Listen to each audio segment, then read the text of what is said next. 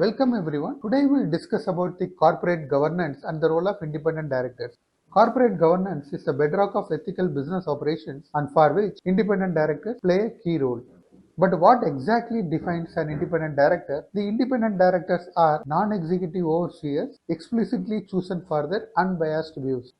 To be the independent director, an individual must have certain criteria: no pecuniary relationship with the company or its promoters or affiliates, no familial ties, not held non-executive role for the past 3 years, no professional association, and they should have limited shareholding and they should not have any business ties. These criteria ensure their objectivity and impartiality in decision making. The person should possess experience and skills and knowledge in law, finance, management, marketing and sales, research and administration, technical operations, corporate governance, or any other discipline which is related to the company's business. The independent directors are mandatory to be appointed by the listed companies as per the provisions of the Companies Act 2013. The age criteria for independent director may be from 21 years to 75 years. To appoint anyone above 75, special resolution is required as per the SEBI LODR regulations.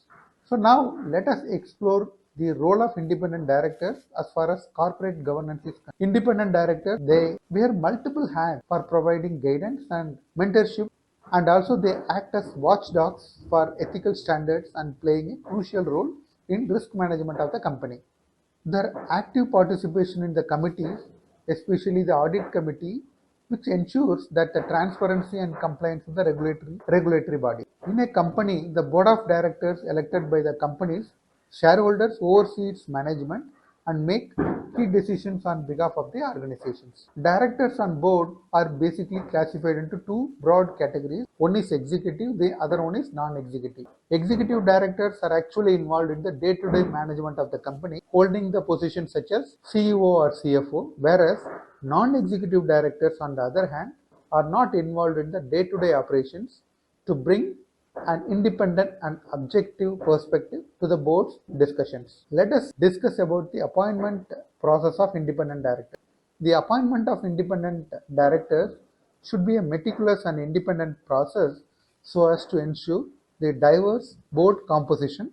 The steps of appointing independent directors include careful selection of the persons and verification of the eligibility, and also checking their qualifications and obtaining the consent from the persons and public disclosure. The Companies Act of 2013 outlines the tenure and manner of appointment of the independent director, allowing the independent director to serve for up to 2 consecutive terms with a mandatory 3-year gap between the terms to prevent any concentration of power. To become an independent director, the individual needs to register on the Independent Director Data Bank and pass the independent director self-proficiency test, which is an online assessment test. What is the liability of being an independent director? The Companies Act of 2013 provides legal protection for the independent directors. They are only held liable for acts if it can be proven those acts occurred with the knowledge and consent and active participation of those independent directors. The compensation structure for independent directors is to be reasonable and in line with their responsibilities.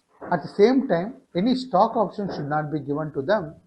In case of resignation and removal of the directors, the process should be very transparent and fair, and independent directors and the removal of them involves a special resolution with the director given a fair opportunity to be heard. Their active involvement in the governance contributes to the overall health and reputation of the organizations. To quote Mr. Damodaran, former SEBI chief, board should encourage diverse views and constructive discussion in the boardroom. The independent directors should express their views respectively. If they want to disagree, they have to disagree without being disagreeable. 5 lakh is a fine for the failure to appoint an independent director in the company as required under the provision Companies Act 2013.